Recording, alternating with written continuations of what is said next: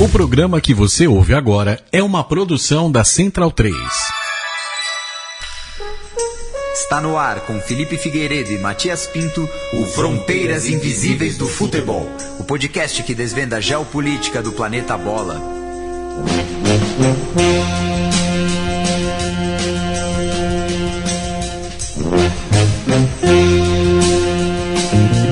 Boa alvorada, ouvintes da Central 3, está começando mais uma edição do Fronteiras Invisíveis do Futebol, mais uma parceria com o Xadrez Verbal, e falando no site, canal de YouTube, podcast, eu vou chamar ele, Felipe Nobre Figueiredo, o homem por trás do tabuleiro.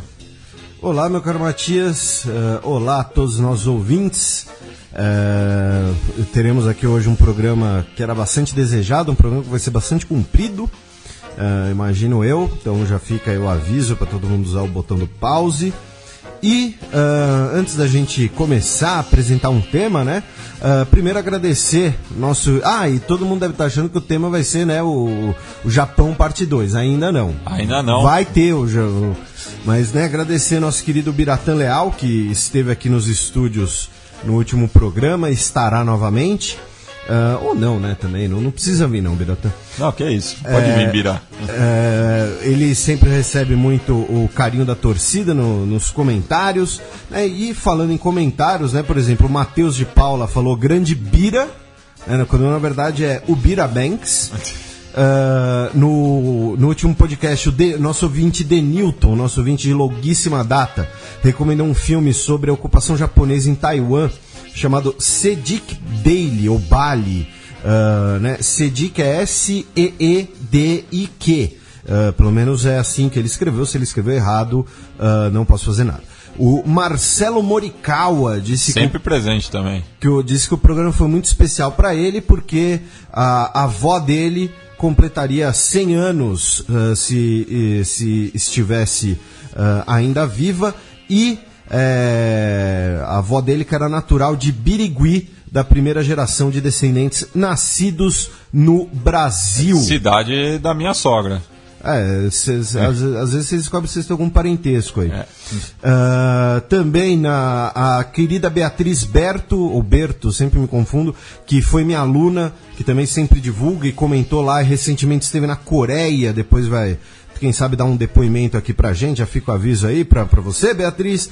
E também um abraço ao Fernando Joca de Oliveira, que não comentou sobre o Japão, né? Ele comentou sobre ele compartilhou algum conteúdo sobre Recife, né, que foi o último tema brasileiro aqui que a gente abordou, e daqui a pouco, né, em breve também voltaremos a abordar nossa história nacional aqui no programa. E o Joca, que é torcedor da Portuguesa Santista, Briosa, e a gente tem nos planos, né, já até comentei, que uma das ideias nossas é fazer um Fronteiras Invisíveis sobre a imigração, né, sobre os clubes de colônia aqui no Brasil. Mas assim, ele é torcedor da Portuguesa Santista ou é o segundo time dele? Não, é torcedor mesmo.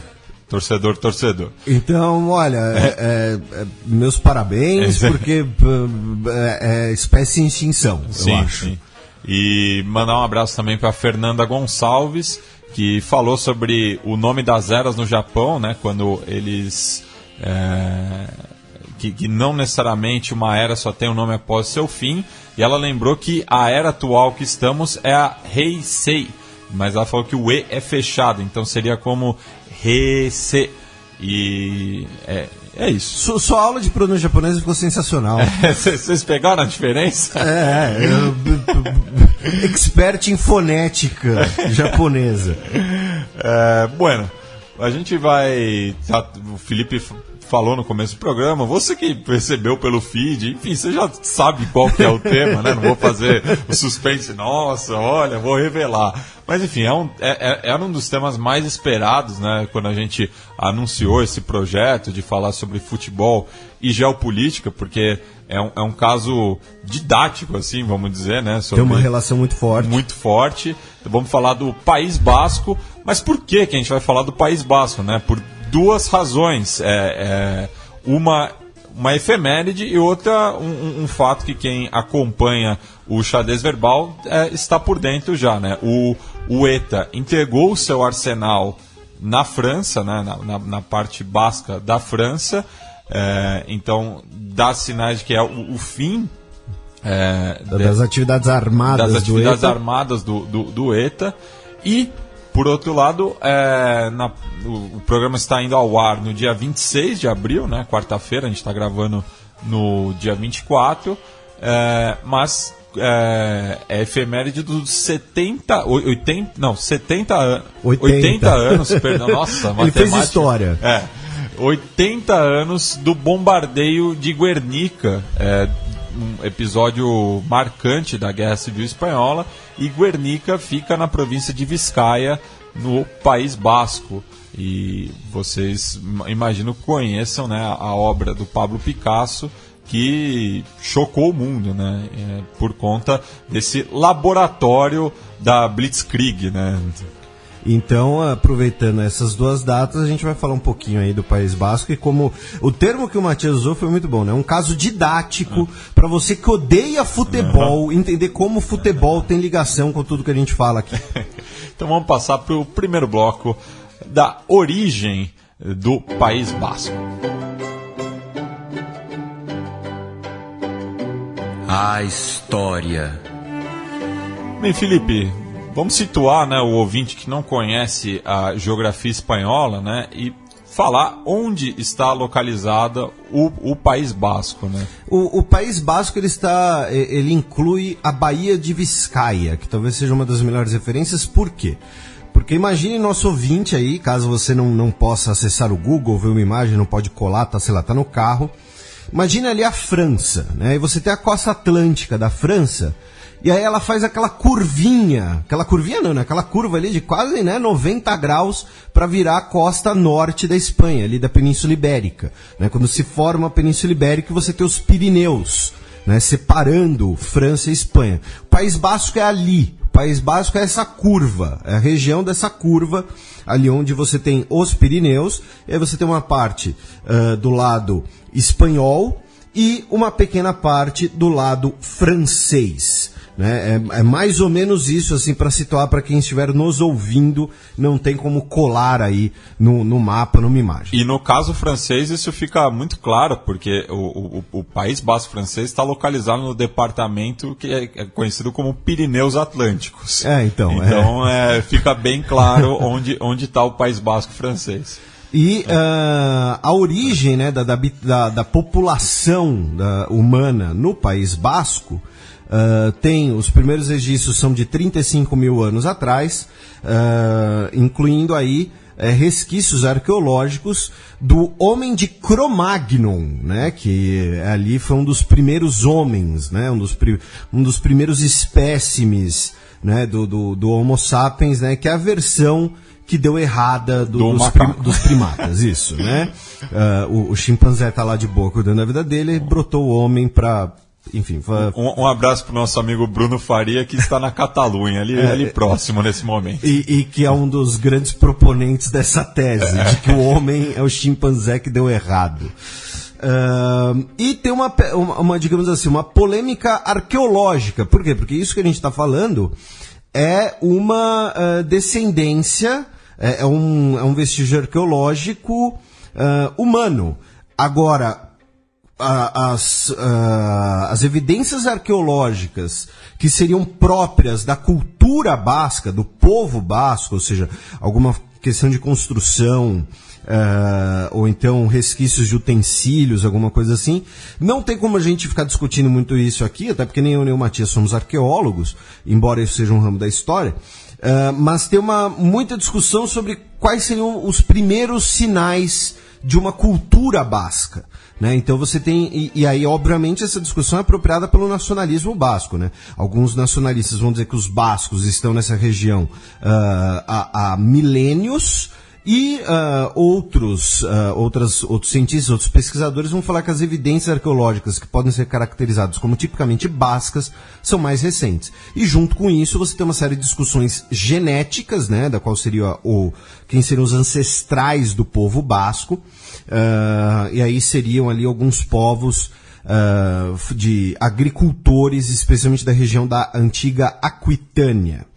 Agora, o termo basco, né, a origem da cultura, da nomenclatura basca, a grafia, o registro mais antigo escrito é do 1º século, quando o Estrabo ele escreve que a região que corresponderia a Navarra, e a gente vai entender bem essa relação entre bascos e Navarra, era habitada pelos vascones.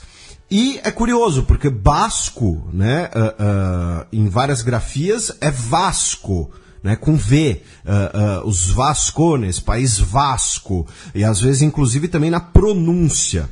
E do lado francês com G, muitas vezes, né? Gascon. Né? Isso, e aí a Gasconha, na verdade, é o País Basco. E, inclusive, né, parte do levantamento do Matias, que a gente vai colocando nesse programa, né, um personagem da ficção originário da Gasconha é o D'Artagnan. O D'Artagnan. Então, apesar do seu nome não ser um nome basco, ele vem da região que tem, onde estão os bascos franceses e que tem ligação ao próprio nome. Aí o nome, né, o termo vascones e basco, na Idade Média foi se expandindo para se referir basicamente a todas as populações que falavam o idioma basco. E o idioma basco é a principal identidade cultural dos bascos, né, hoje, inclusive. O principal determinante cultural basco não é um aspecto étnico, não é um aspecto religioso, mas principalmente a questão do idioma. Por quê? Porque assim, eu vou usar um termo não muito acadêmico aqui, mas o basco é o idioma dos infernos. Tá? Assim como o húngaro. Eu nunca vou aprender esse negócio. E são dois idiomas que não têm raiz, né? Não conseguem determinar a raiz, tanto o húngaro quanto o euskera. Exatamente. Então, assim, o basco, por ele não ter relação com nenhum outro idioma da Europa, ele é considerado um idioma isolado. Ele acaba sendo um fator muito importante. Assim, alguns pesquisadores especulam que o que hoje é o idioma basco está ligado ao antigo idioma dos Aquitani, que era um povo celta que habitava a região, né, que inclusive origina o nome Aquitânia, né, que é o nome romano e que é usado até hoje. Mas assim, o idioma basco ele é uma coisa única, e por ser único, ele acaba sendo o grande determinante da nacionalidade basca, né? Hoje, o basco, e incluindo aí alguns dos seus dialetos regionais, tem cerca de 700 mil falantes hoje. Quando eu digo 700 mil falantes, não é 700 mil pessoas que sabem, é 700 mil pessoas que praticam ele em algum grau no seu cotidiano.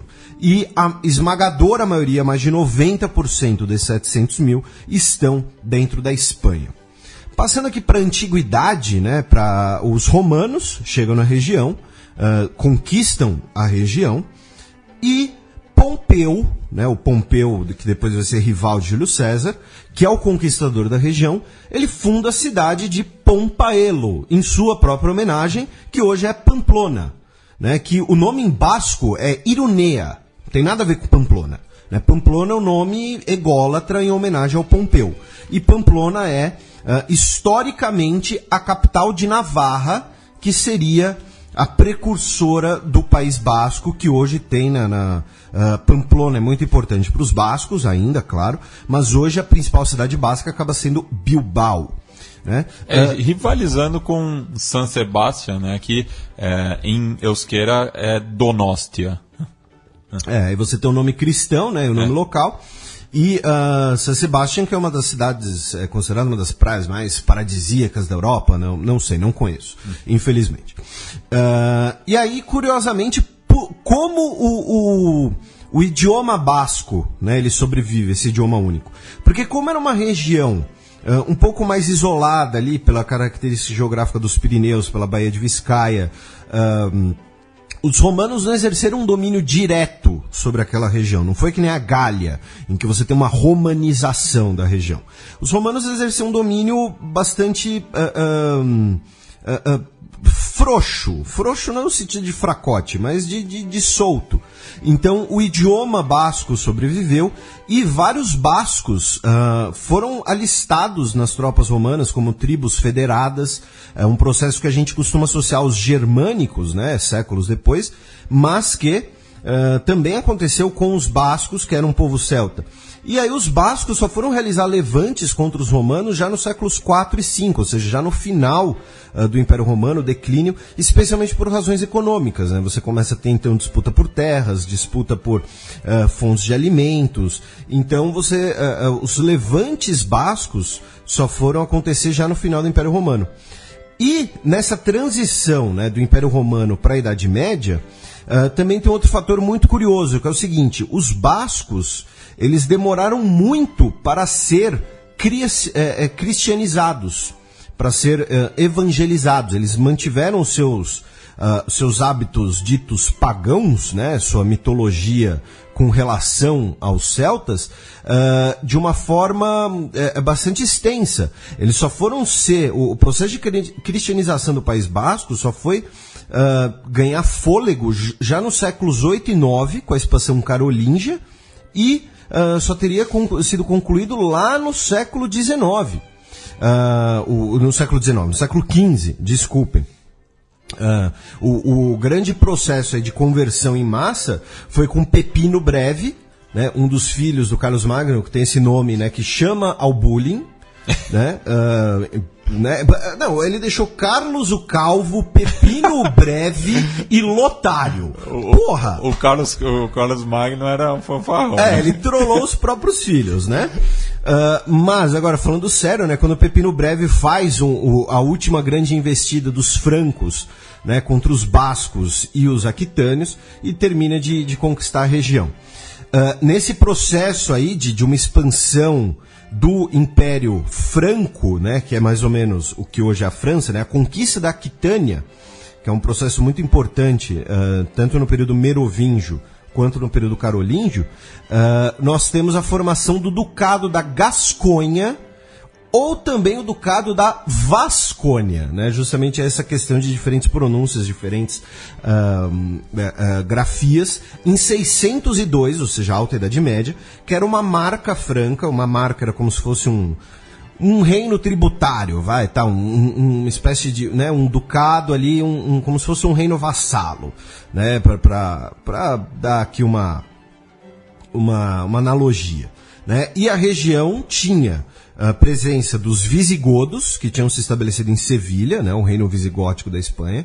Tinha ataques de vikings, tinha a expansão franca e a resistência dos bascos. Então estamos falando de uma região que teve muita porrada durante muito tempo, inclusive uma das batalhas mais conhecidas da história, mais conhecida digamos assim, da mitologia europeia, aconteceu na região, que foi em 778, a Batalha de Roncesvalles, né, ou da passagem de Roncesvalles, quando um grande número de bascos conseguiu fazer uma emboscada contra o exército do Carlos Magno e destruiu a retaguarda do exército do Carlos Magno nessa passagem nos Pirineus.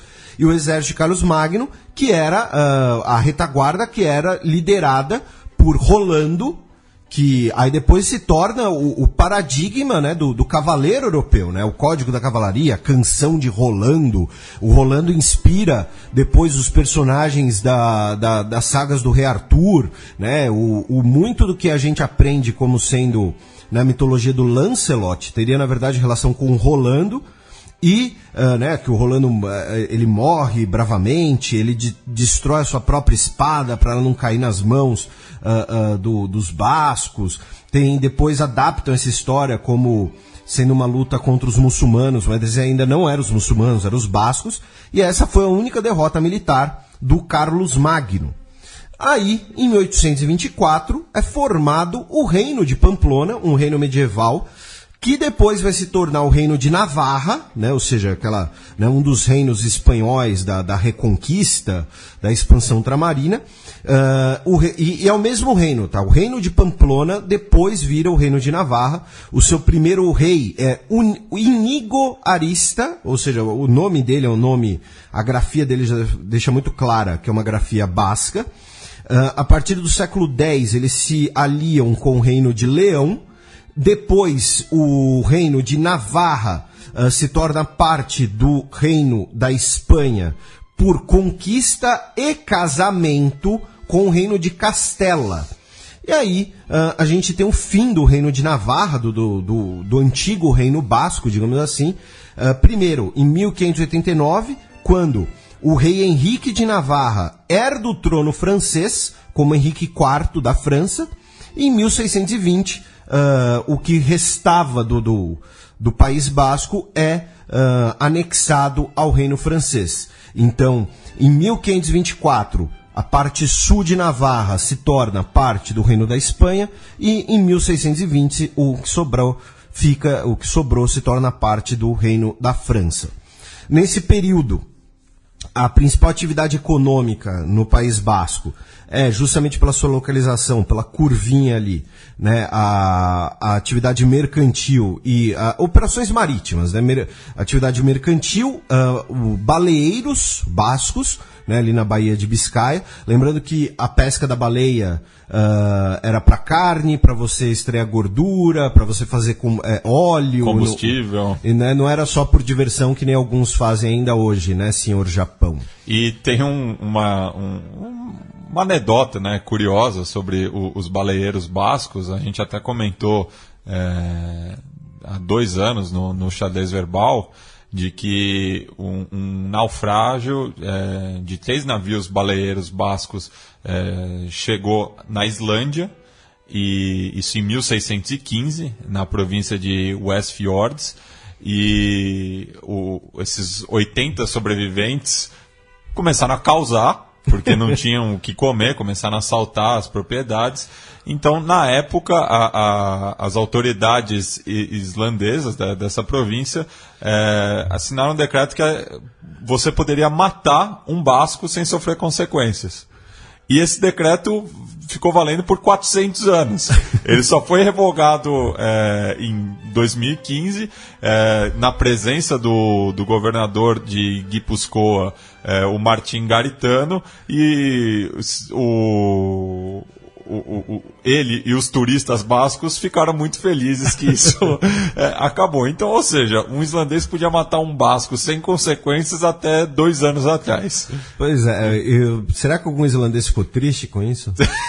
Poxa, cara, era um esporte nacional. Meu sonho era que chegasse um basco aqui. Aí todo espanhol que chegasse, eles perguntavam: você é da onde? Coçando as mãos, assim. E o que acontece? No período moderno, nessas unificações, o País Basco ainda manteve um certo grau de autonomia interno. No caso espanhol, houve uma troca, uma barganha mesmo. Os líderes bascos juraram lealdade à coroa de Castela em troca do reconhecimento de costumes, né, para os nossos ouvintes do direito, né, aquela questão do direito consuetudinário, do direito dos costumes, diferente do direito positivado, e a manutenção de privilégios mercantis e baleeiros. Né, e aí foram estabelecidas as cortes e os fóruns de Pamplona, que davam inclusive alguns privilégios fiscais, que permitia, digamos assim, o acúmulo de divisas dentro das fronteiras do País Basco.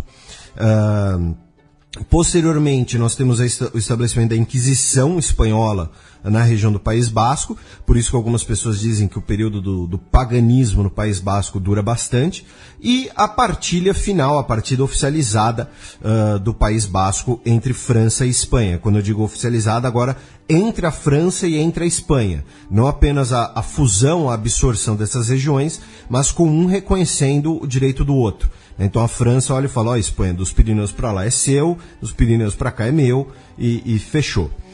No período das guerras napoleônicas, nós temos algumas batalhas na região, e principalmente com as guerras napoleônicas nós temos o enfraquecimento, né, da coroa espanhola e o início das disputas internas da Espanha entre os liberais e os carlistas, que são os realistas, conservadores, tradicionalistas em geral. Né? Nós teremos aí basicamente 3 guerras civis na Espanha, pós-guerras napoleônicas, entre 1833 e 1878, ou seja, num período de 4 anos teremos 3 guerras civis, que na historiografia francesa são chamadas de as guerras carlistas, e ao mesmo tempo o País Basco francês também ficou sem autonomia depois da Revolução Francesa.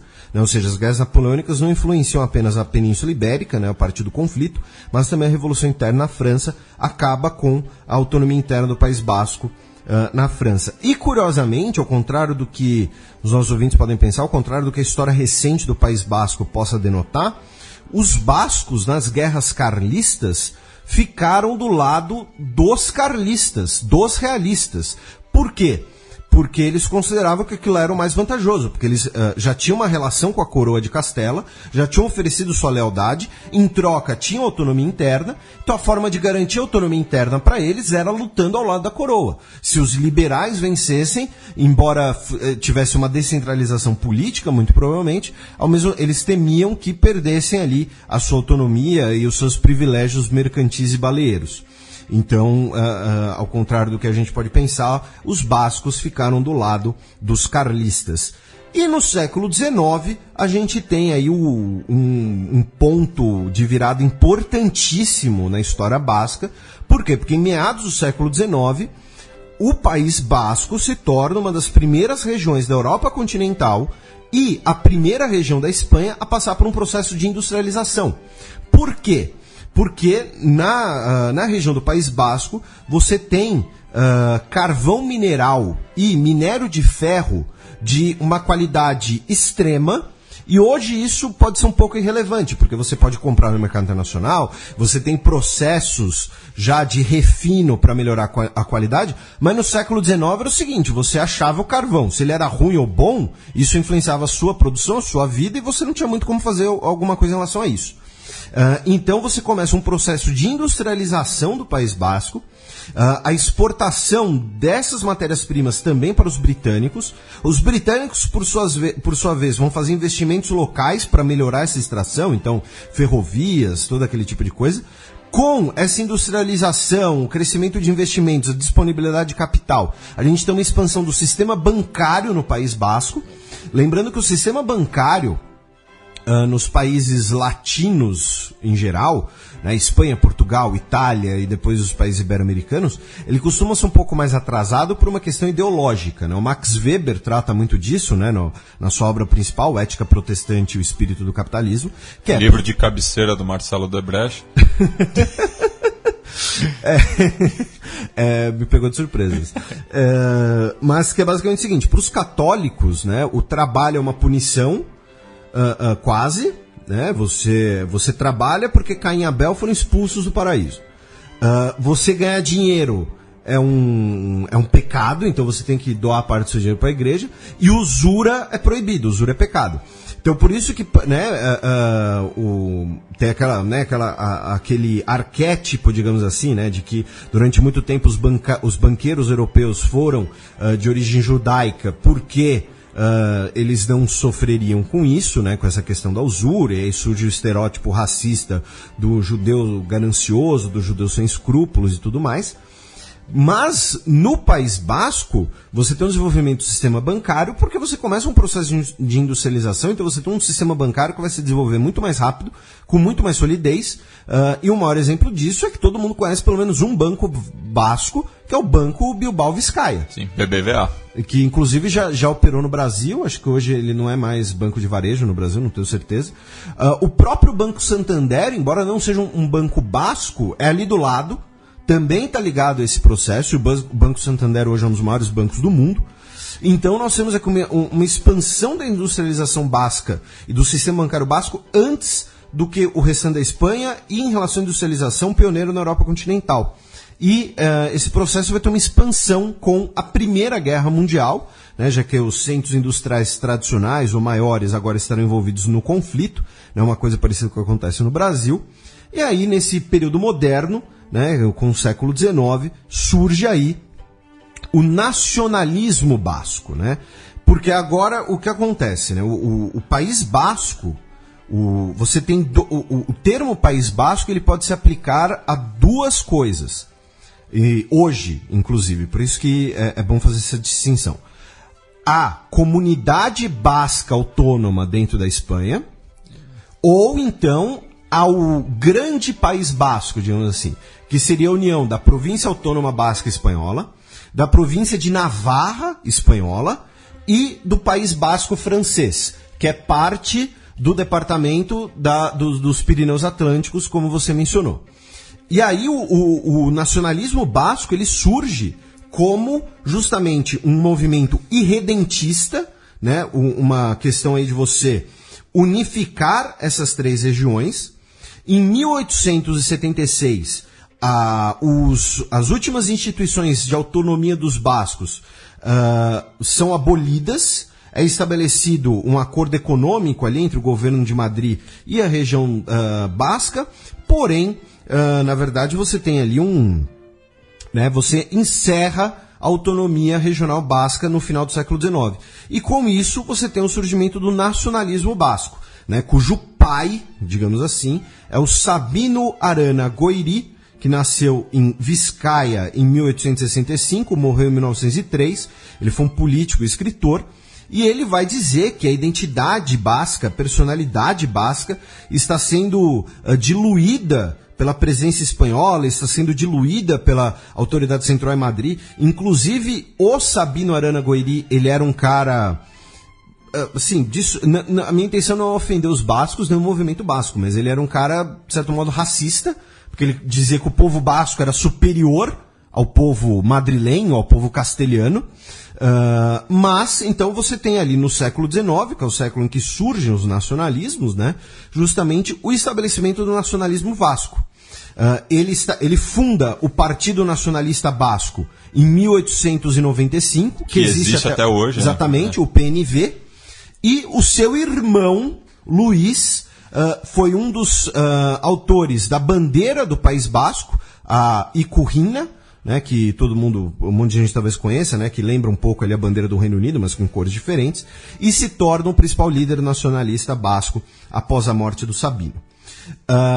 O movimento basco, né, ele tem ali uma posição bastante regional durante a República Espanhola, durante a ditadura do Primo de Rivera. Porém, com o estabelecimento da Segunda República Espanhola, em 1931, nós temos uma divisão dos bascos entre o PNV, que é mais tradicionalista, que são os bascos nacionalistas, que eram aliados ao carlismo, que apoiam a Igreja Católica, que são, digamos assim, os nacionalistas conservadores, e o EAE, que é o nacionalismo de esquerda, que tem caráter anticlerical.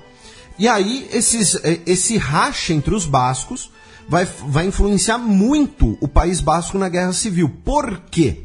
Porque em 1936, com o início da Guerra Civil Espanhola, os bascos, em sua grande maioria, chegam num acordo, digamos assim, num compromisso interno, e eles vão apoiar a República, em troca de autonomia regional. Inclusive, você vai ter ali como se fosse o Estatuto Regional Basco, assim como teve o Estatuto Regional Catalão na Segunda República Espanhola. Então, em troca dessa autonomia regional, os dois grupos vão deixar as diferenças de lado, se aliar e decidir apoiar a República. Porém, com a Guerra Civil, você tem, no primeiro momento, vitórias republicanas. Inclusive, os bascos, eles derrotam tropas fascistas na região de Biscaia, em Inchorta. A pronúncia deve estar péssima, né?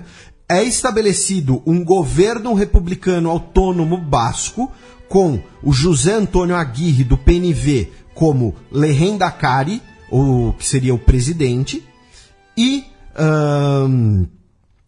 Em Navarra, em compensação, isso que a gente está falando é mais na região de Biscaia, mais na região do País Basco. Porém, na região de Navarra, a maior parte do apoio vai para o general Franco.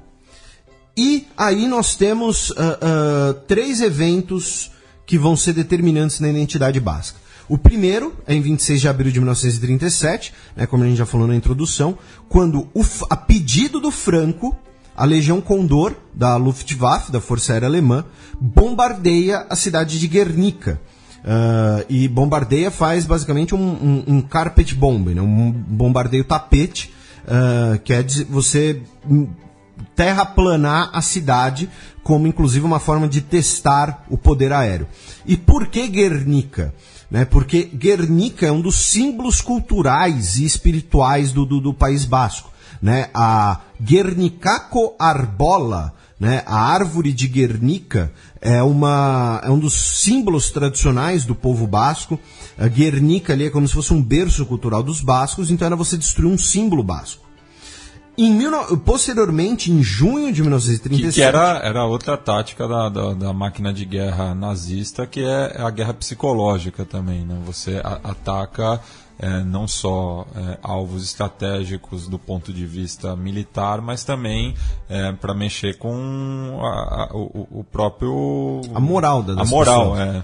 E aí, 2 meses depois, nós temos a Batalha de Bilbao, quando o exército nacionalista, né, ou seja, o exército do Franco, com apoio dos fascistas falangistas, dos fascistas italianos e dos alemães, tomam a cidade de Bilbao e as últimas regiões do País Basco que ainda eram dominados pela República. E aí, 2 meses depois, em agosto de 1937, nós temos em Santonha, que é a grafia basca para Santander, justamente, né, onde nós temos o banco, nós temos o Racing Santander, um time.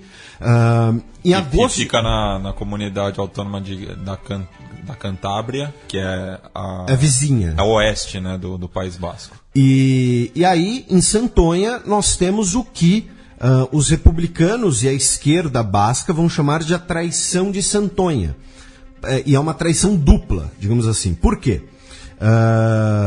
O exército basco, que ainda existia ao lado da República, os seus líderes negociam pelas costas do governo republicano com os fascistas italianos uma rendição do exército basco. Se eles se renderem, eles serão perdoados, poderão se juntar ao exército do Franco e os seus líderes vão ter garantias políticas. Ou seja, essa é a primeira traição. Né? Os líderes bascos entregam o exército, depõem suas armas, sem consentimento, sem negociação com o governo republicano, negociando por baixo dos panos com os fascistas. E aí vem a segunda traição, que é quando Franco cancela o acordo, e aí 22 mil soldados bascos são enviados à prisão. 3 meses depois, metade deles foi liberta, outra metade continuou na prisão por alguns anos, sendo que desses 510 foram executados e os líderes bascos foram exilados, foram expulsos da Espanha. Né? Então, assim, primeiro, os líderes bascos negociaram o seu exército, traindo a República em troca de um perdão, e esse perdão foi traído e os bascos foram presos e alguns deles executados. E aí nós temos o estabelecimento da ditadura de Francisco Franco na Espanha, que vai ser um elemento essencial aí no nacionalismo basco no século XX. E, durante a ditadura do Francisco Franco, tanto o euskera como outras línguas que compõem, né, a Espanha, foi proibido. E um dos poucos espaços onde as pessoas podiam se manifestar na sua língua materna era justamente nos estádios de futebol, e é disso que a gente vai falar agora no próximo bloco. O campo. Bem, Felipe, você já falou, né, no primeiro bloco sobre o intercâmbio comercial com a Inglaterra. Os ouvintes que conhecem melhor o futebol espanhol sabem que o principal clube da região é o Athletic Club, aqui conhecido no Brasil como Atlético de Bilbao. Então tá na cara, né, que quem trouxe o futebol para a região foram os britânicos. Isso, e só que o que talvez não esteja tão na cara para os nossos ouvintes, porque e aí os ouvintes em geral, né, especialmente, porque que acontece? Se você chega para uma pessoa na rua, mesmo uma pessoa que odeia futebol, e fala, você conhece time espanhol de futebol? Ela vai falar, Barcelona e Real Madrid. Né, tem Messi, Cristiano Ronaldo, Ronaldinho, né, o Ronaldo gordo jogou nos dois, quer dizer, o Ronaldo fenômeno, né, o Ronaldo gordo, ele ainda não era o Ronaldo gordo, ele se torna o Ronaldo gordo no Milan. Brincadeiras à parte. Então, mas o futebol espanhol começa no País Basco. A origem do futebol espanhol é no País Basco. É onde o esporte vai se popularizar, além de ele não vai ser apenas ali um esporte de elites ligadas a colégios ou instituições britânicas, ele vai se tornar um esporte popular, e aí nós teremos em 1898 a fundação, nós temos em 1893 trabalhadores britânicos da indústria naval formam o Bilbao Football Club, e aí, em 1898, estudantes bascos fundam o Athletic Club. E para os ouvintes da nossa geração, aí, de 30 anos, mais ou menos, deve se lembrar que em 98 a seleção brasileira jogou um amistoso alusivo ao centenário do Athletic Club, às vésperas da Copa do Mundo a ser disputada na França. Foi empate, se eu não me engano. Mas não foi aquele que o Sonny Anderson jogou pelos... Não, o Sonny Anderson jogou pelos dois times no amistoso contra o Barcelona. Isso. O Sonny Anderson não poderia jogar no Atlético. Que o goleiro foi o Rogério Ceni. Correto. Não, o Rogério Ceni foi depois, foi 99. Mas foi o amistoso de centenário do Barcelona em 99. Sim, eu tô confundindo. E aí, em 1902... os dois clubes de Bilbao, porque foram dois times diferentes, o Bilbao Football Club e o Athletic Club. Aí em 1902, eles fazem um combinadão ali, um bem bolado, que vai se chamar Biscaia, para disputar a primeira Copa do Rei, que é a Copa da Espanha. Eles são campeões, vencendo o Barcelona na final, e aí os dois clubes se fundem em 1903, formando o Athletic Club Bilbao. E a gente já vai falar um pouco mais do Bilbao, mas né, essa é a origem do futebol no País Basco. E lembrando que o País Basco tem uma seleção própria, que não é reconhecida pela FIFA nem pela UEFA, então ela pode jogar apenas amistosos, normalmente joga 2 amistosos por ano, um deles costuma ser durante o intervalo de Natal do Campeonato Espanhol, né, de La Liga. O primeiro jogo da seleção basca foi disputado em 3 de janeiro de 1915. Inclusive, antes da própria seleção espanhola disputar sua primeira partida. E eles derrotam a Catalunha em Bilbao por 6-1. Mas nessa época ainda era o time do Norte. Não era o time basco, alguma coisa assim. A seleção basca vai surgir, o seu primeiro jogo com esse nome, vai ser em 8 de junho de 1930, contra novamente a Catalunha, agora em Montjuïc, na Catalunha, em que eles ganham por 1-0. Com o nome de Basconiaco Seleccionador. E essa questão da nomenclatura é curiosa porque é um debate que segue até os dias de hoje, né? A seleção basca, ela mudou diversas vezes de nome, até por conta da proibição durante a ditadura, mas após a ditadura. Então, atualmente, ela é conhecida como Euskal Selekzioa, mas jogadores, principalmente os navarros e franceses, identificados com a causa basca, eles gostariam que ela fosse a Euskal Herria, que seria o País Basco, juntando as 3 províncias que formam a comunidade autônoma do País Basco, mais Navarra e as 3 províncias francesas. Isso, e que é aquela coisa que a gente viu antes, inclusive essa questão aí dos nomes, de você ter diversas influências. E aí, como você falou da ditadura, né, entre 39 e 75, o time basco só jogou 2 vezes. E mesmo assim, sem poder usar a bandeira basca. Era como se fosse assim, o time dos bascos, não era um time basco. Inclusive, um desses jogos foi em 66, né, um amistoso em comemoração aos 50 anos do Real Unión Clube de Irún, e justamente contra o Real Madrid. E foi um jogo ali meio maquiado, assim, mas era uma seleção basca, não era propriamente o Real Unión Clube. E aí o Real Madrid ganhou de 2-0. E em 71, em um jogo em homenagem a Juan Gardiazabal, foi disputado um jogo entre o País Basco e a Catalunha. O primeiro jogo depois da ditadura foi em 2 de março de 78, em Samamé, com o nome de Seleção Vasca, e empatou em 0-0 com a União Soviética. E aí, em 79, pela primeira vez desde 38, eles voltaram a usar o nome de Seleção do País Basco, digamos assim, num amistoso em que eles ganharam de um combinado irlandês. Não era nem a seleção irlandesa, era um combinado do campeonato irlandês, numa semana ali de celebrações culturais em Bilbao.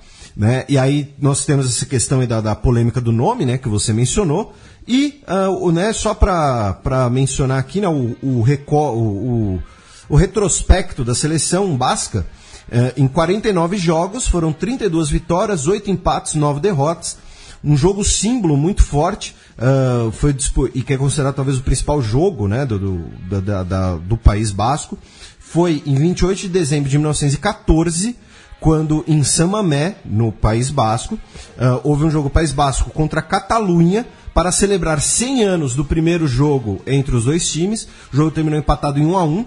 E por que eu digo que foi um jogo muito importante? Porque basicamente todos os principais jogadores dessas duas regiões jogaram. Né? E quando a gente fala da Catalunha, a gente está falando de metade do time do Barcelona, né? Jogou Iniesta, Xavi, Puyol, todos esses caras. E do lado do País Basco, bem, vocês vão ver mais pra frente. E os jogadores que têm mais jogos pelo País Basco são o Gorka Iraizós, que é o goleiro do Atlético Bilbao, e o Xabi Preto, que é meia do Real Sociedad, que também é um time basco, a gente vai ver um pouco sobre isso, e ambos com 14 jogos. E agora, antes da gente falar um pouco dos clubes no País Basco, uma coisa muito curiosa que eu achei na pesquisa desse programa, que tem relação com o Mexicanão, né, o Campeonato Mexicano. Porque o que acontece? Um time, né, que estava com o nome, né, de País Basco, representando o País Basco, incluindo aí jogadores de Atlético Bilbao, de Barcelona e um cara que jogava no Real Madrid na época. Em 1938, eles estavam fazendo uma excursão no México. Porém, por conta da guerra civil, eles não conseguiam retornar para a Espanha em segurança, e por conta da guerra civil, a FIFA suspendeu times espanhóis de competições FIFA. Então, eles tiveram que se tornar, entre aspas, o Clube Deportivo Euskadi, um time mexicano, numa coisa autorizada pela FIFA, disputaram o Mexicanão de 1938 e 39, foram vice-campeões por 1 ponto, e eles são considerados um marco na profissionalização do futebol no México, porque na época o futebol no México não era profissional, só que esses caras já eram profissionais, então eles corriam mais que todo mundo, eles viviam disso, jogavam no Real Madrid, no Barcelona, no que for. Então, eles acabaram iniciando o processo de profissionalização no México. E eles só não foram campeões, basicamente, porque eles tinham 15 caras. Imagina você disputar um campeonato ali com... Não eram 15, acho que eram 18. Mas imagina você disputar um campeonato com 18 caras. Né? E um fica machucado. Teve um que voltou para a Espanha, eu vi isso, que deu um jeito de voltar para a Espanha. Então, assim, por isso que eles acabaram não sendo campeões. E nesse campeonato ainda tinha o Clube Espanha e o Clube de Futebol Astúrias, outros dois clubes de jogadores de origem espanhola. E tinha o Necaxa, outros times, o América, o Atlante, que vão se tornar times tradicionais do México. Durante um tempo, o País Basco teve o seu campeonato regional, né, o Campeonato Regional de Vizcaya, que foi disputado entre 1913 e 1940, e que, digamos assim, era um classificatório para disputar a Copa do Rei. E de todas essas edições, nós tivemos uma vez o Real Unión vencendo, outra vez o Alavés vencendo, 3 vezes o Arenas Clube de Getxo, que é fundador do Campeonato Espanhol, fundador de La Liga, e hoje é um clube regional, disputa ali terceira divisão regional, e todas as outras edições deu Athletic Clube Bilbao.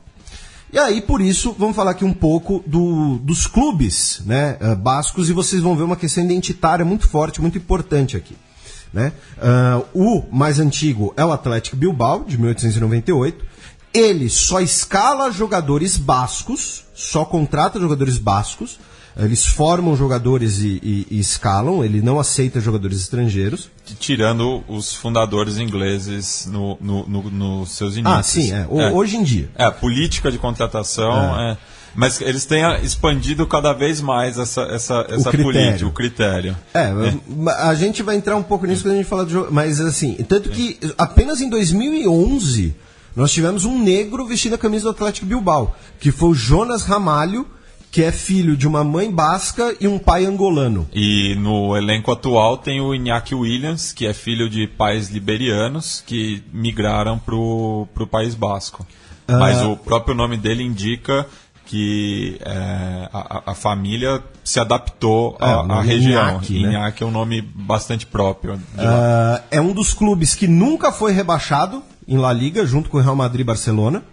Ele conquistou 8 campeonatos espanhóis. O primeiro deles em 29 e 30, depois foi bi em 30 e 31. E o seu último campeonato foi justamente em outra circunstância que ele foi bicampeão. 82 e 83 e 83 e 84. E inclusive eu queria mandar um abraço pro Ivan Rabalino e o Miguel Pereira, que eu estava num debate com eles no grupo da revista Corner, sobre, historicamente, o Atlético ser a terceira força da Espanha, ao contrário na frente do Atlético de Madrid, que inclusive era uma espécie de filial do Atlético Clube de Bilbao na capital espanhola. Tanto é que tem o mesmo uniforme. Mas essa de filial você vai talvez despertar uns haters aí. Pode vir. O Athletic Bilbao ganhou 23 Copas do Rei, é um time que mais conquistou o campeonato, a primeira em 1903, a última em 84. Ganhou 2 Supercopas da Espanha, 84 e 2015. Em 2015 ele disputou a Supercopa como vice da Copa do Rei, porque naquele ano o Barcelona tinha feito dobradinha. Suas melhores colocações na Europa foram as quartas da Champions League em 1957 e vice da Copa UEFA / Europa League em 77 e 2012. Na temporada de 29 e 30, o Bilbao terminou a liga invicto. E, olha só, o Bilbao ele tem 2 recordes muito curiosos.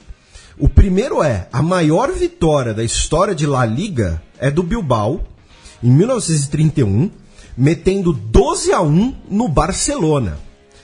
E a maior derrota em casa do Real Madrid é pro Bilbao, pro Athletic Bilbao, no Santiago Bernabéu, 6-0. Então ele tem 2 recordes aí bastante curiosos. E por que eu sempre falo Athletic Bilbao? Né? Porque durante o governo Franco, durante a ditadura do Franco, os estrangeirismos eram proibidos. Além dos idiomas locais, como o catalão e basco, os estrangeirismos eram proibidos. Era assim, 100% espanhol. E então, o nome de Athletic Clube Bilbao teve que ser grafado como Atlético de Bilbao. E, obviamente, nenhum basco gostou disso, porque você muda o nome e é um governo ditatorial que reprime a sua cultura e ainda está querendo mudar o nome do seu time. Inclusive o próprio hino do clube foi alterado nessa época. Então, para eles é muito importante falar Athletic de Bilbao ou Athletic Clube. E não Atlético ou apenas Bilbao, eles também não gostam muito. Toleram, mas não gostam muito. E foi nessa que o Atlético de Madrid nunca voltou para a grafia original.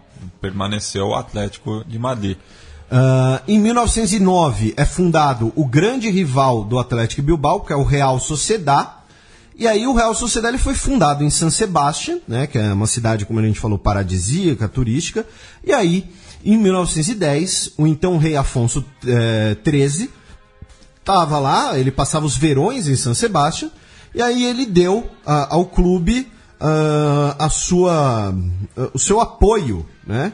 Sua bênção, digamos assim. E aí o clube passou a se chamar Real Sociedad de Futebol. E aí a gente já explicou isso aqui no programa, né? Os clubes, as regiões autônomas espanholas, lembrando que o primeiro programa foi sobre a Galícia, né? Costumam ter um time que é ligado à identidade regional e um time que é ligado a uma identidade espanhola. E normalmente esse segundo time tem o Real no nome. Né? Então, tanto que, né, ou então no caso do Barcelona, o seu grande rival nesse sentido é o Espanhol, né? Justamente espanhol. E aqui não é diferente, né? O Real Sociedad, ele acaba sendo um clube em que os bascos, que se identificam como espanhóis, os bascos carlistas, acabaram apoiando, acabaram abraçando. Porém, o próprio Real Sociedad também tinha uma política de contratar apenas bascos até 1989, quando eles contratam o seu primeiro estrangeiro, que foi um irlandês, o John Aldridge. E eles disseram que acabaram com essa política porque o Atlético de Bilbao, segundo eles, como tinha mais grana, como era um clube mais rico, roubava os talentos bascos do Real Sociedad. O Real Sociedad ganhou 2 espanhóis, 80-81 e 81-82, 2 Copas do Rei, 1909 e 86-87, uma Supercopa em 82, foi 3 vezes campeão da Segundona, chegou na semifinal da Champions League em 82 e 83, atualmente tem um brasileiro no Real Sociedad, que é o William José, de muitas boas lembranças para São Paulinos e Santistas, ou não. E o Real Sociedad passou, ao todo, disputou 70 temporadas na primeira divisão. Em 1920 é fundado o Osasuna, que significa força em basco. Ele foi vice da Copa do Rei em 2004, ganhou 4 vezes a Segundona e disputou a primeira divisão 37 vezes. Em 1921 é formado o Deportivo Alavés, que foi vice da Copa UEFA em 2001, perdendo na morte súbita para o Liverpool. E está na final da atual edição da Copa do Rei. Ah, é? Classificou. Não sabia. Bom complemento, porque eu não acompanho muito espanholão. Ganhou 4 vezes a Segundona e disputou 12 temporadas na primeira divisão. E aí o caçulinha do País Basco, né, é o Eibar, de 1940, que foi campeão da Segundona uma vez, disputou a primeira divisão 3 vezes.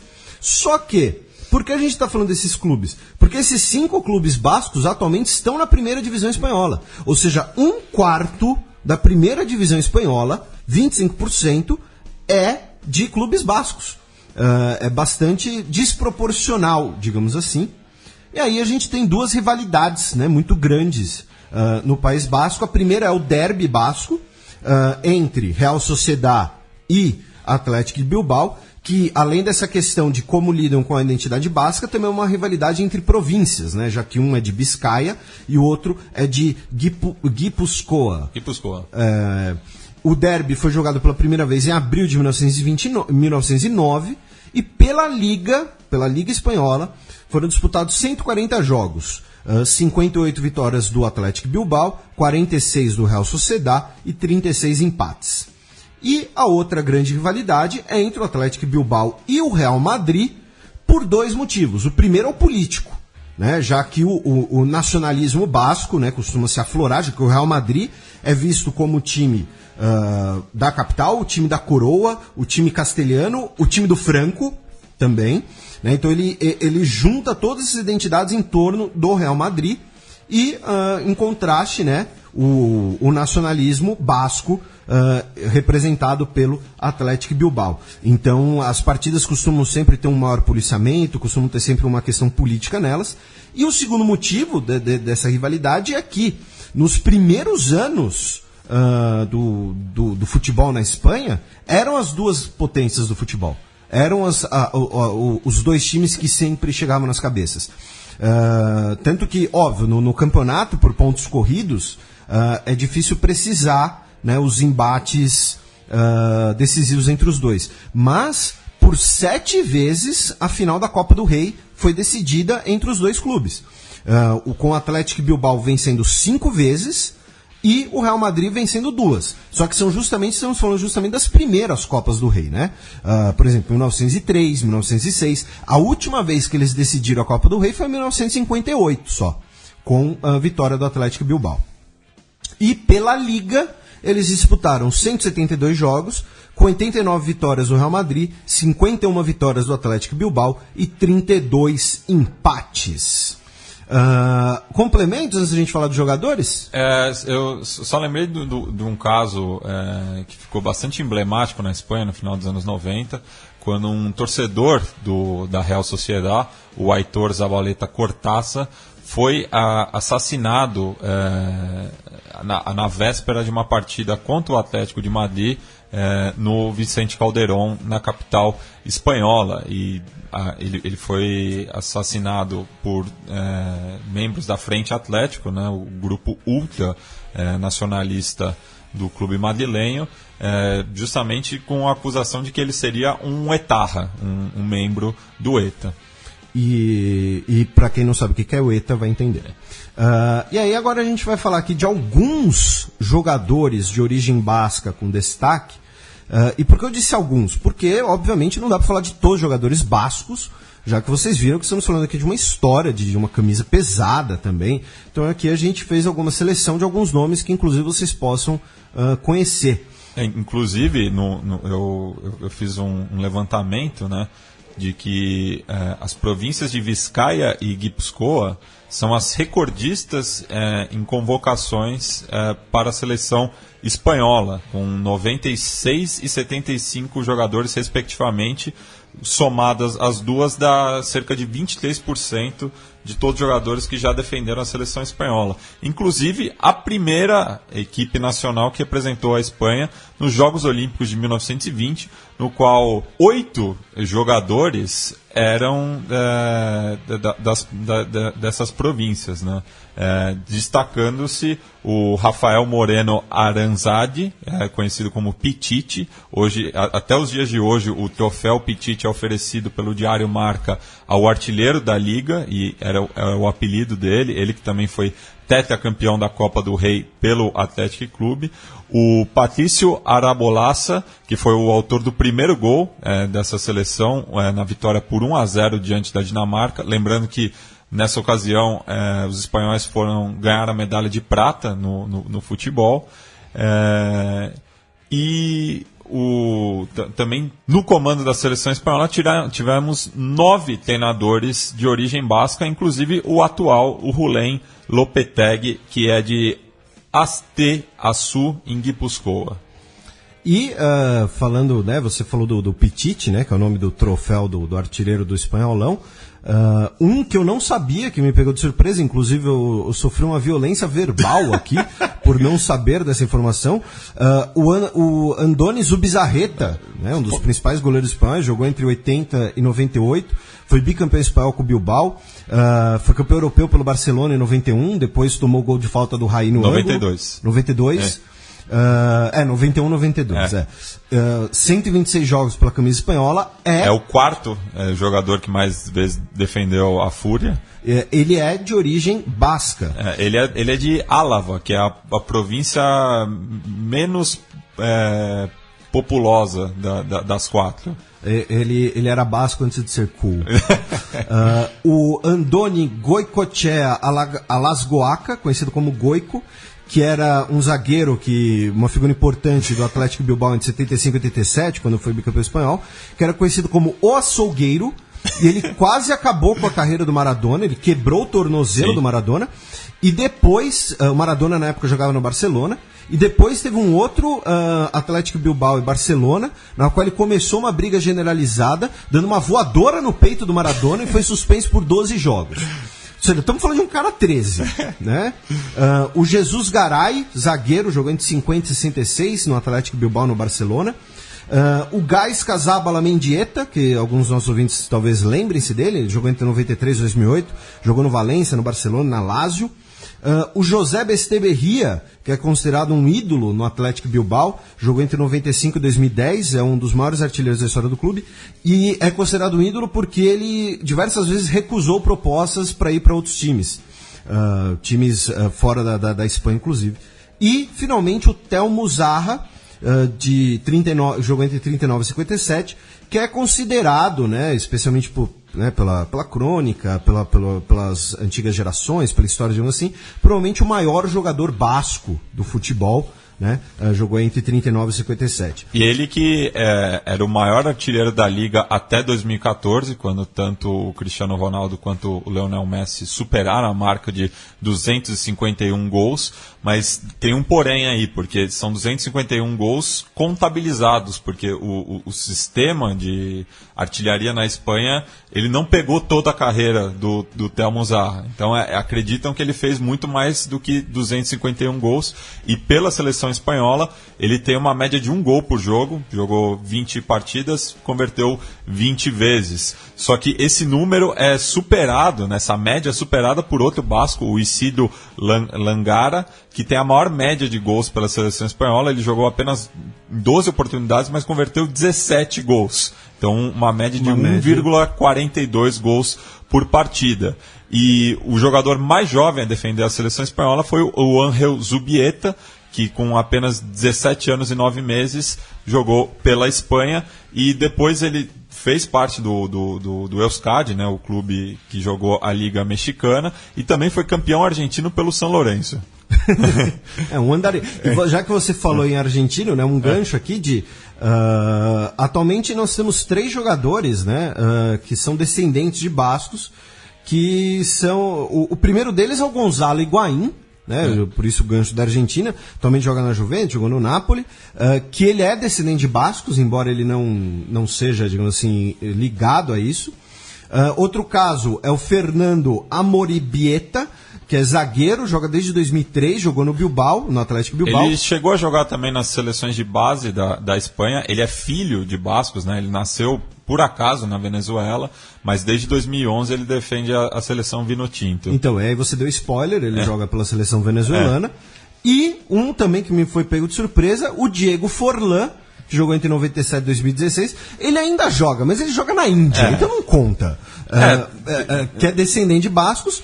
E no caso do Forlán, ele foi sondado pelo Atlético Bilbao, que, como eu até brinquei aqui antes do programa, para mim essa é a certidão de basco. Se o Atlético Bilbao topou te contratar é porque você é basco. Foi o mesmo caso também do Guilhermo Ochoa, goleiro da seleção mexicana, bicampeão da Copa Ouro 2009 e 2015. E daí eu fiz um levantamento também de diversos descendentes bascos, porque estima-se que atualmente na América Latina existam mais de 7 milhões de descendentes bascos. Então eu peguei alguns desses que se destacaram por seleções aqui da região de ascendência basca, né? Outro goleiro conhecido é o Sérgio Goycochea, bicampeão da Copa América pela Argentina. Aí, entre os defensores, tem o Oscar Aguirre Garay e o seu filho, o Matias Aguirre Garay, que joga no Peñarol, e o Matias Aguirre Garay é primo também do Gurgusea, que é o goleiro do Peñarol, que também é de origem basca. Mano, você pegou a árvore já, vai se foder. O Pablo Zabaleta, vice-campeão mundial pela Argentina em 2014, e o Pablo Zabaleta não tem uma questão só de sobrenome, ele é super identificado também com a causa basca. O Rodolfo Arruabarrena é multicampeão pelo Boca Juniors como jogador e treinador. O Santos Urdinarã, campeão mundial, bicampeão olímpico e tricampeão sul-americano pelo Uruguai. Daí passar agora para os meias, né? O Alex Aguinaga, talvez o maior jogador da história do Equador. O Charles Arangues, bicampeão da Copa América pelo Chile, assim como o José Pedro... Que jogou no Inter. Jogou no Inter também. Assim como o José Pedro Fuensalida, também outro chileno de ascendência basca. O Jorge Burochaga, campeão mundial pela Argentina em 86. O Marco Antônio Echeverri, talvez o maior jogador da seleção boliviana também. O Pablo Bengochea, bicampeão da Copa América pelo Uruguai em 87 e 95. E ele que é da cidade de Rivera, né, vizinha de Santana do Livramento, cidade do meu pai, cuja as principais famílias da cidade são bascas. Então tem uma, principalmente ali na região do Rio da Prata, tem uma colônia basca muito grande. Aí passar para os atacantes, o Humberto Suaço, tricampeão chileno, tetracampeão chileno pelo Colo-Colo e tricampeão da Conca Champions pelo Monterrey. O Santiago Ostolaza, campeão da Copa Libertadores e Mundial pelo Clube Nacional de Futebol. O Victoriano Iriarte, campeão mundial pelo Uruguai em 1930. E finalmente, esse me pegou de surpresa, porque eu nunca associei o sobrenome à origem, mas o Vitor Hugo Aristizábal, campeão da Copa América pela Colômbia e que jogou em diversos clubes aqui do Brasil. Cruzeiro, São Paulo, Santos. E entre treinadores tem o Osvaldo Zubeldia, campeão mundial e tricampeão da Copa Libertadores pelo Estudiantes de La Plata, e o Javier Ascargota, que é basco de nascimento, mas é o treinador que classificou a Bolívia para a Copa do Mundo de 94 e é o atual treinador do Sport Boys de Warnes, que está jogando a Libertadores no grupo do Atlético Mineiro. E a Bolívia de 94, né, a maior Bolívia de todos os tempos. De todos os tempos. E agora, para a gente, né, começar a fechar esse bloco, né, os jogadores que foram campeões ou pela Espanha ou pela França, que tem origem basca. E aqui é importante a gente repetir uma coisa, né? A nacionalidade basca é muito... muitas vezes é uma questão de autodeclaração, a pessoa se identificar como basco. Né? Então aqui estamos falando, né, de pessoas que nasceram em regiões que são consideradas bascas, mas que não necessariamente se identificam como bascos. Né? E aí que foram campeões pela Espanha. Na Euro 64, o José Angel Iribar, goleiro do Atlético Bilbao entre 62 e 80. E aqui está o maior exemplo de como o futebol e a política e a história estão relacionados. Por quê? Porque em 5 de dezembro de 1976, antes de um clássico contra o Real Sociedad, ele e o capitão do Real Sociedad, o Inácio Cortabarria, levaram a bandeira basca e colocaram ela no centro do campo quando ainda era ilegal. O Franco já tinha morrido, mas ainda era ilegal a exibição da bandeira basca. Foi a primeira exibição pública da bandeira basca em décadas, em 5 de dezembro de 76, graças ao futebol. E nessa seleção de 64, o Iribar é muito identificado com a causa basca. Tinha também o Luiz Maria Echeverria, também do Athletic Club. E 2 jogadores de Navarra, mas daí só registram o nascimento, mas eles não eram tão identificados quanto os 2 primeiros. Jogavam no Real Madrid, o Félix Ruiz Gabari e o Inácio Zoco.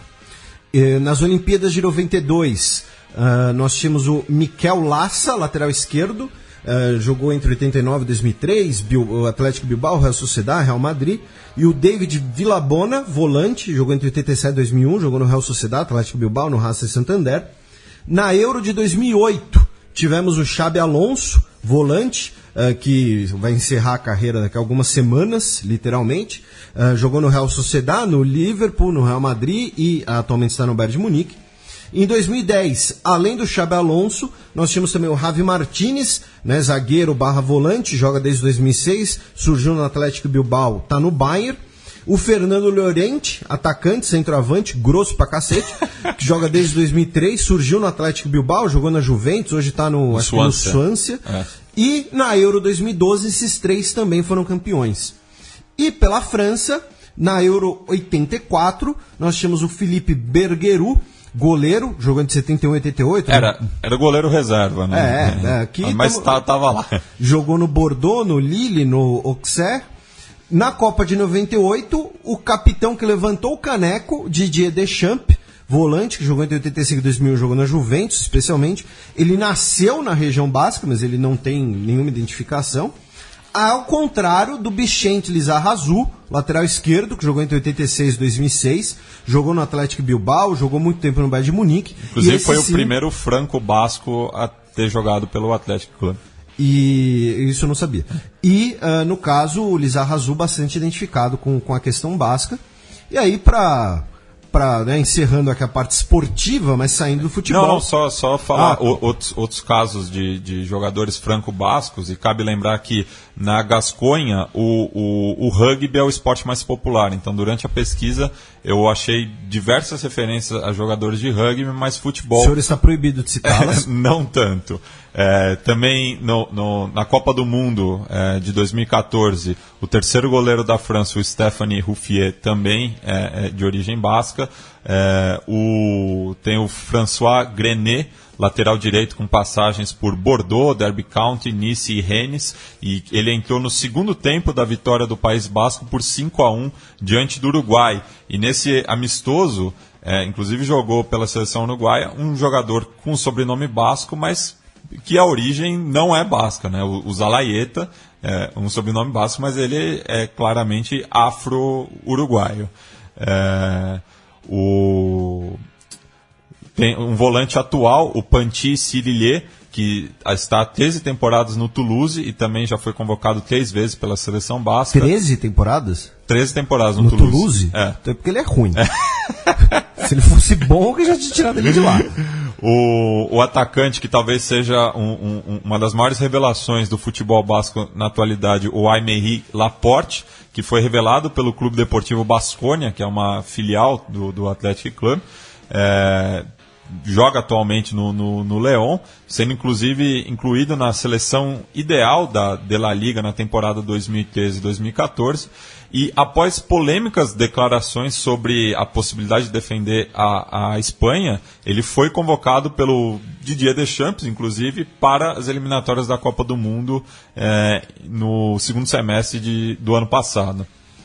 Tem também o Christian Saramagna, tricampeão francês pelo Saint-Étienne, o Lilian Lalande, campeão da Ligue 1 pelo Auxerre e pelo Bordeaux, além de defender a seleção francesa em 7 oportunidades, e ele tem uma curiosidade que, ao se aposentar dos gramados, ele passou a jogar handball pelo Bordeaux. Eu não vou comentar. E finalizando, o Michel Pineda Osaeta, filho de imigrantes espanhóis, foi campeão europeu sub-21 pela seleção materna, além de sagrar-se vice-campeão da Copa da UEFA pelo Espanhol em 1988. E finalizando mesmo, lembrando que existe um esporte nativo basco, que é a pelota basca, que não recomendamos que você pratique sem a supervisão de um adulto responsável. É um paredão violentíssimo. Mais ou menos isso, em que o objetivo é destruir a moral e a vida do seu oponente. Mas porque a gente está falando da pelota basca só porque é nativo ou só de brincadeira? Não, mas primeiro, a pelota basca ela tem origem no século XIII, é um esporte desde a Idade Média, e é reconhecido como um esporte olímpico. Ele não está nas Olimpíadas por falta de representantes suficientes, mas ele foi parte das Olimpíadas de 1900, ele foi demonstrativo em 24, 68 e 92, Olimpíadas disputadas justamente na Espanha, né?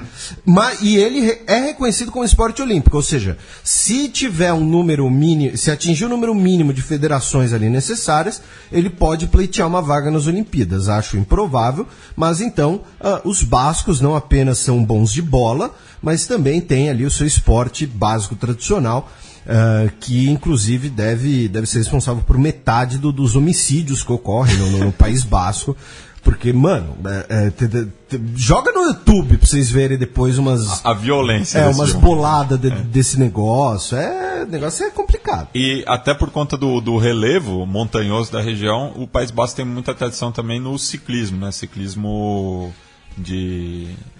Cross country, volta da França. O Giro da Espanha, enfim. Que é o primeiro esporte, né, que institucionalizou o power-up. Né? Você é que nem Super Mario, você tem o power-up. Pois é. Bem, vamos passar para o terceiro e último bloco, no qual a gente vai falar da ditadura franquista e da atualidade da região. O mapa. Bem, Felipe, voltemos ali ao final dos anos 30 para falar justamente da situação do País Basco durante a ditadura do General Franco. Isso, né, durante o estabelecimento do fascismo clerical franquista, né, a ideia do Franco era tornar a Espanha, né, numa autarquia. Né, que isso quer dizer? Um regime econômico autossuficiente. Né, aquele sonho de muitos nacionalistas, protecionistas. E aí isso gerou uma grande onda de migração para o País Basco. Por quê? Porque, como a gente viu, foi a primeira região a se industrializar na Espanha, era praticamente a única região espanhola industrializada. Essa indústria foi expandida com a intenção de suprir o mercado espanhol, né? Ou seja, de você ser o polo industrial dessa Espanha autárquica. Então começou um grande movimento de migração para a região, especialmente de populações mais pobres, pessoas procurando postos de trabalho, pessoas fugindo da destruição e da fome causada pela guerra. E quando eu digo fome não é exagero, não custa lembrar que assim, a Guerra Civil Espanhola devastou o país. Praticamente 20% da população do país ou morreu ou saiu do país em questão de 5, 6 anos. Inclusive pro norte da África. Então assim, então, a Guerra Civil Espanhola, ela foi... O que a gente vê hoje na Síria é o que aconteceu na Espanha na década de 1930, praticamente. Você pega imagens dos refugiados espanhóis nos portos, né, lembra qualquer uma dessas imagens da Síria atual. Das atuais tragédias humanitárias. Então, assim, esse foi Então, a migração... Ela tem uma razão econômica e também acabou servindo para essa, digamos assim, diluição da identidade basca, tanto que nós tivemos a proibição e junto com isso nós tivemos a proibição do idioma basco, a proibição de símbolos regionais, como a bandeira basca, e o fechamento de instituições locais. O que eu quero dizer com isso? Por exemplo, um colégio que ensinava em basco, ou você ensina em espanhol ou você fecha. Um instituto cultural de nome basco, alguma coisa assim, é fechado. Instituições, inclusive, de representatividade legal na região foram fechadas. Então você tem uma grande repressão à comunidade e à cultura basca. Né? E aí, como reação a isso, em 1959, formado, né, o ETA, o Euskadi Ta Askatasatun. Euskadi Ta Askatasuna. Pátria Basca e Liberdade. Pronto. O seu basco está melhor que o meu. O ETA é formado em 1959. E aí, assim, aqui a gente vai fazer um panorama geral do ETA. Porém, lembrando que a gente teve um podcast do Xadrez Herbal em que a gente falou apenas sobre o ETA. E aí, naquele podcast, a gente falou, olha, a história do País Basco a gente vai fazendo um Fronteiras Invisíveis. Então, agora a gente está fazendo Fronteiras Invisíveis sobre a história do País Basco. E aí, na hora de falar do ETA, a gente referencia, então, o podcast anterior que já teve sobre o ETA. Sim. Mas, para fazer, né, um aspecto geral, né, o ETA ele é formado em 59, formado especialmente por jovens radicais que estão dispostos a adotar uma luta armada, jovens de esquerda. O ETA ele vai ter uma postura socialista, uma postura muito inspirada pelas lutas anticoloniais, especialmente na África, especialmente na Argélia. Lembrando que a Argélia e a Espanha são países relativamente próximos, não próximos culturalmente, estou falando aqui geograficamente. O ETA, inicialmente, ele começa com um movimento político que tolera a violência. A partir de 68, ele se torna um movimento que usa a violência como principal ferramenta de demanda, como principal ferramenta de demanda política. O ano não é à toa, né? Porque a partir de 68 surgem diversos grupos de luta armada na Europa, o Baader-Meinhof, a Brigata Rossa, enfim. Tudo parte da mesma conspiração que é financiada pelo Jorge Soros, já naquela época. O ETA ele tem um caráter importante, porque eu fiz questão de frisar que o ETA é de um movimento de esquerda. Porque o ETA, ele não vai apenas lutar contra a Espanha, contra o governo Franco, contra uma centralização espanhola, mas também contra o PNV, que são os nacionalistas conservadores, que são os nacionalistas carlistas, católicos, que preferem um regime nacionalista de direita fascista que suprima elementos nacionalistas de esquerda, porque esses podem suprimir a identidade cristã / católica da região. Então, o ETA ele também tem um caráter aí de combater também o PNV. O ETA ele vai aumentar as suas operações após a morte do Franco em 75. Por quê? Porque assim, o ETA ele é fruto da repressão franquista. E aí, quando o Franco morre em 75, a Espanha ela passa por um momento de reestruturação institucional que é visto como um momento de, olha, agora é a hora de conquistar a independência basca. O ETA acaba sendo responsável também pelo o fim da ditadura após a morte do Franco, porque justamente fez um atentado contra o principal sucessor dele, que era o Luiz Carrero Blanco, né? Inclusive foi um atentado no qual eles descobriram, né, a rota que ele fazia diariamente para se dirigir ao palácio em Madrid.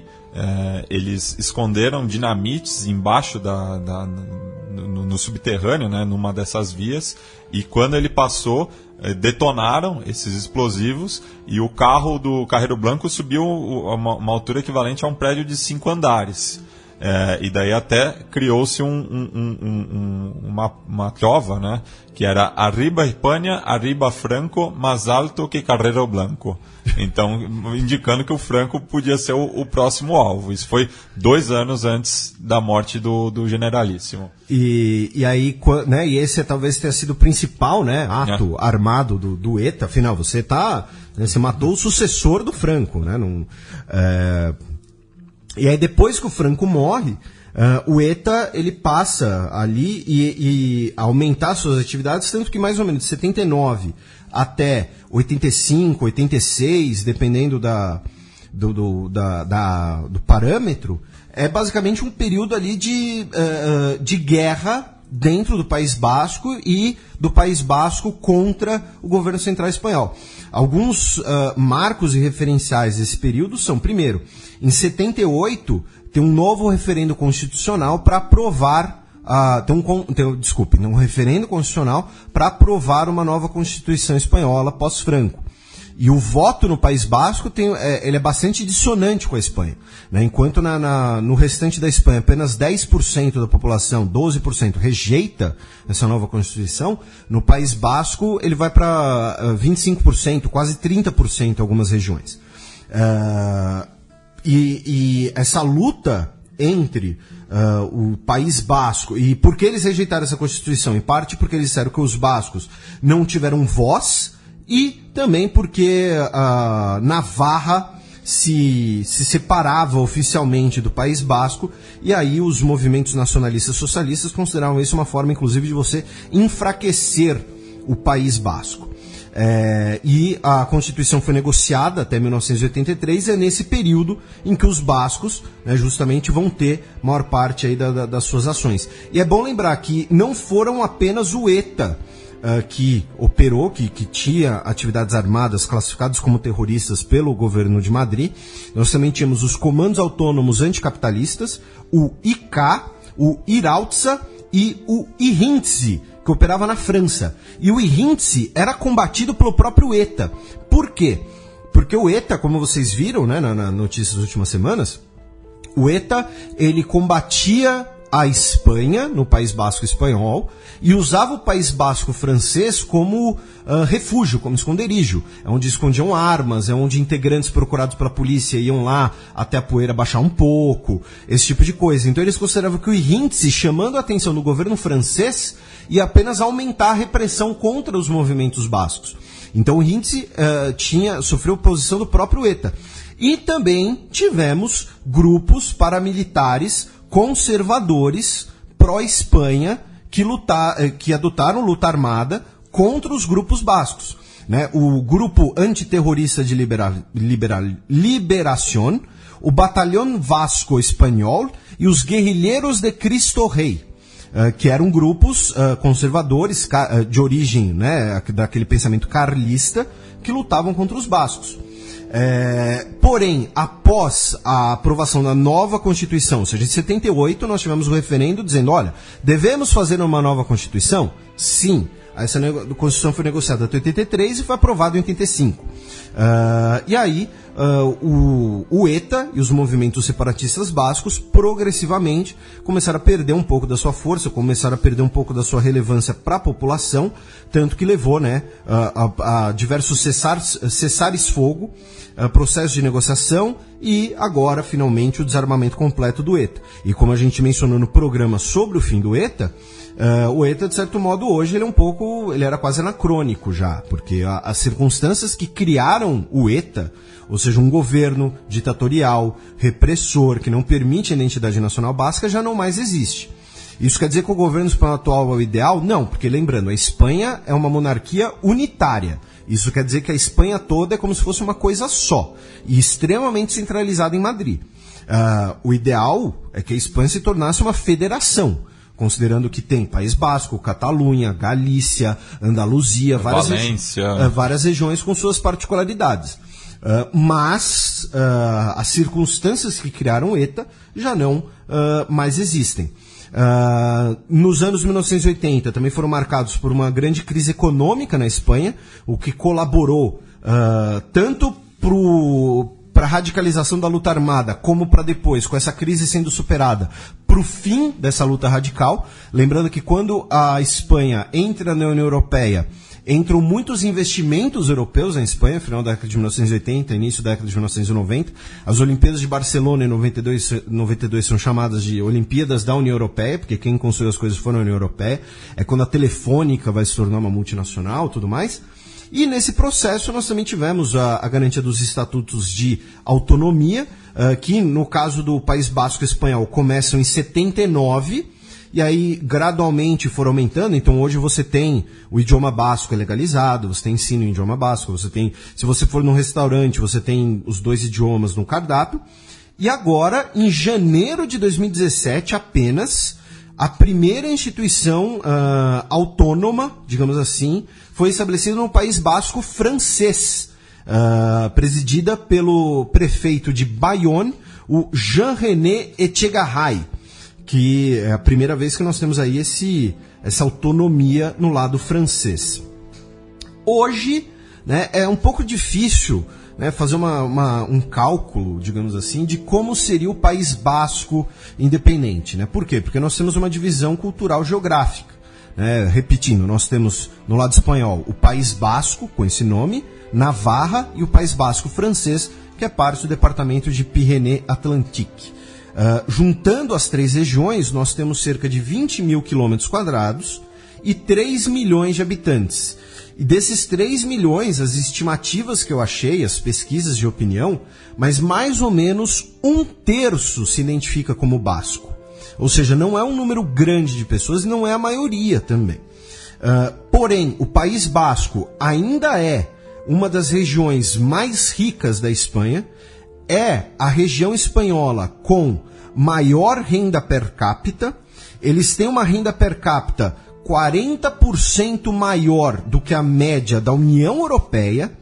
E hoje, as 2 províncias espanholas resultariam num PIB de mais ou menos 110 bilhões de dólares. Vejam que isso exclui a área francesa, porque eu não consegui achar um número só dessa área francesa. Agora, uma coisa que eu consegui achar... Até porque o próprio Departamento dos Pirineus Atlânticos... Ele é uma parte. Ele não é totalmente basco, é só a porção ocidental, justamente a que faz fronteira com a Espanha. Agora, uma coisa que eu descobri, que a gente descobriu aqui, para todos os nossos ouvintes que gostam de surf, que gostam da cultura surfista, a marca Quicksilver, marca de roupa, de tênis, de prancha, o que for, ela não é do Havaí. Ela tem origem franco-basca, pois é uma região popular do surf. Inclusive o Lizar Razou hoje...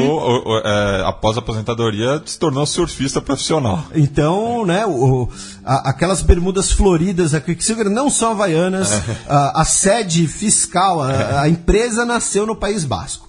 E hoje, na Espanha, na Câmara de Deputados espanhola, nós temos 7 representantes de partidos bascos. Vejam, essas regiões, elas têm uma representatividade maior, né? Elas elegem 15 deputados. Porém, apenas 7 são de partidos nacionalistas bascos.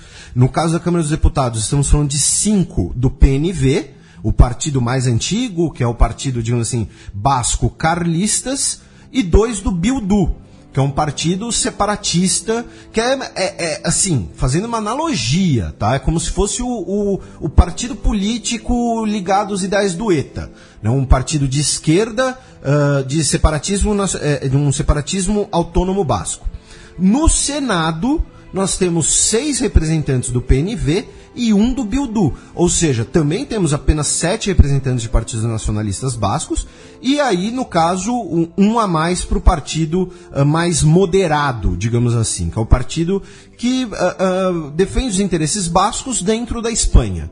E o Bildu hoje ele é um partido mais separatista no sentido estrito do termo. E como eu falei no bloco anterior, né, que estimam-se que 7 milhões de latino-americanos são descendentes de bascos, algumas figuras políticas importantes da região têm essa ascendência, né? São os casos da Eva Perón, que é basca por parte de mãe, o Ernesto Guevara é um sobrenome basco também, o Salvador Allende. Também temos o Bordaberry, né, ditador uruguaio, o Hipólito Yrigoyen, que fundou a União Cívica Radical na Argentina, o Onganía, um dos ditadores argentinos também. Enfim, mostra também o quão longe chegaram bascos do outro lado do Atlântico. Felipe, considerações finais? Então, agradecer a todo mundo que nos ouve, nos prestigia, nos tolera. Esse programa ficou, acho que bastante grande, né? E espero que tenham gostado, espero que tenha sido um material bastante completo, embora seja um assunto muito complexo, né, pra gente falar rapidamente. Minha dica cultural é o seguinte... eu ia dar uma dica cultural sobre Idade Média, sobre a questão da expansão franca, da expansão carolíngia, mas acho que não vai ser tão interessante para os nossos ouvintes do que a outra dica que eu tenho para dar, que é o livro Nacionalismos Espanhóis, de Felipe Vasconcelos Romão, que é um livro em português de Portugal da edições 70. Isso quer dizer que, se eu estiver interessado em ler o livro, eu vou ter que comprar importado. Não necessariamente por 2 motivos. Primeiro, dá para achar nas internets, se vocês me entendem. E é um livro que não fala só do País Basco, fala do País Basco, da Catalunha, da Galícia. É um livro que me inspira bastante a fazer essa série de textos, que depois virou uma série de podcasts junto com o Matias. E a Amazon.com.br, a Amazon Brasil, eles costumam ter os livros das edições 70 e sempre com umas promoções bem exageradas. Então, assim, dá para comprar o livro em papel, para quem se interessa, por um preço razoável. Só para não parecer que é um jabá gratuito da Amazon, para quem for comprar, use o link lá no site do Xadrez Herbal, que aí pinga alguma coisinha. Mas essa é a minha dica, Nacionalismos Espanhóis, do Felipe Romão. Felipe com I na grafia correta. E a minha dica, na verdade a dica é de uma ouvinte, a Mina Estrada, que me falou do filme Ocho Apellidos Vascos, que é uma comédia romântica espanhola, que trata justamente das diferenças regionais no país. É assim, é nota 6, 7, vai... mas é um filme que teve um impacto cultural muito grande na Espanha. É o segundo filme mais visto nos cinemas espanhóis depois de Avatar, ou seja, é o filme espanhol mais assistido no país, e trata com uma situação humorada justamente dessas questões na Espanha, ainda mais se tratando do País Basco, porque o filme, 90% dele passa na região, e inclusive um dos atores é basco, e o idioma é bastante falado no filme também. E como música de encerramento, durante a pesquisa também, eu acabei descobrindo que o Maurice Ravel, o autor do Bolero, é da parte francesa do País Basco, mas como eu queria tratar da questão do idioma, eu acabei escolhendo a banda Cortato, que é uma das principais expoentes. Não, conta a história inteira. Tá, eu vou contar a história toda, mas só deixa eu introduzir. A banda Cortato é uma das principais expoentes do rock radical vasco, entre elas La Polla Records, Me Cago em Dios, Barricada, Escorbuto, entre outras bandas muito boas do punk rock basco, com influência no ska também. E essa música, que chama Sarri Sarri, fala justamente sobre a fuga de 2 presos do ETA da prisão de Martutene, em Guiscopoa. São eles o Iñaki Picabea, o Piti, e o Joseba Sarionandia, o Sarri, que é o que dá o nome à música. E no final do ano passado, lembra daquele viral lá do Mannequin Challenge? Enfim, 8 jogadores do País Basco participaram de uma ação dessas com o canal local AETB.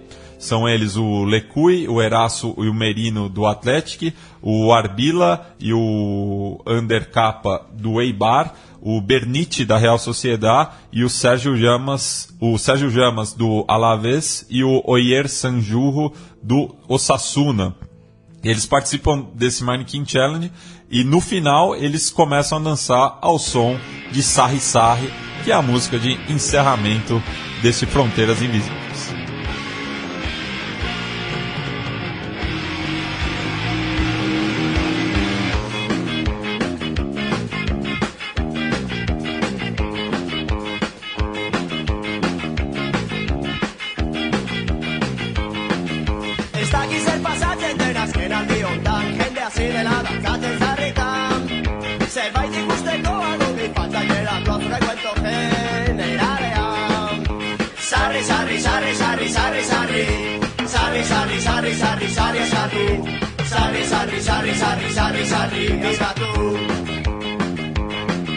Irratikoak antziren mititzen zuzenean paellak kozutela, eta pitita zarri bere muturretan saltzan zudela kontuatu gabeak. Sarri, sarri, sarri, sarri, sarri, sarri, sarri, sarri, sarri, sarri, sarri, sarri, sarri, sarri, sarri, sarri, sarri, sarri.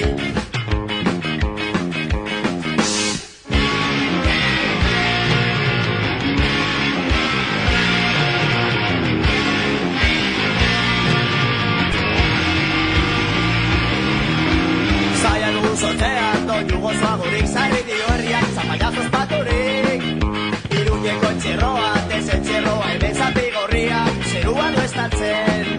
Ez dakiz zer pasatzen den azken aldi hontan, jende hasi dela dantzatzen zarritan. Zerbait ikusteko adumi falta direla kozte cuento generalean. Sarri, sarri, sarri, sarri, sarri, sarri, sarri, sarri, sarri, sarri, sarri, sarri. Sarri, sarri, sarri, sarri, sarri, sarri, viva tú. Sarri, sarri, sarri, sarri, viva vos. Sarri, sarri, sarri, sarri, sarri, calera. Sarri, sarri, sarri, sarri, sarri, sarri. Cristo marcha la vida.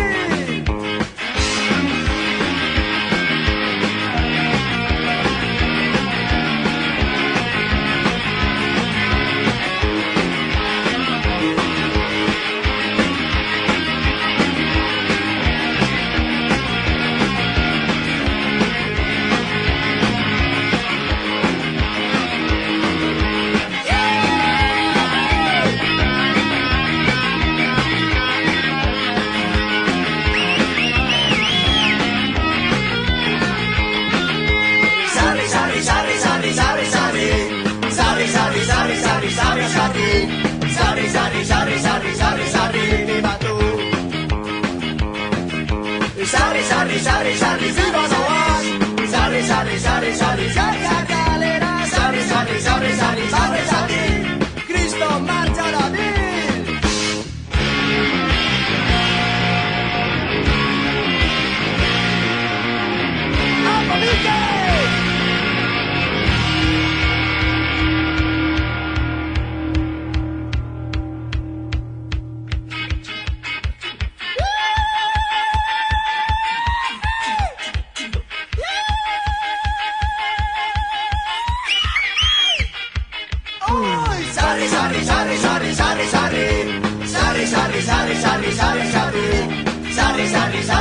Sarri,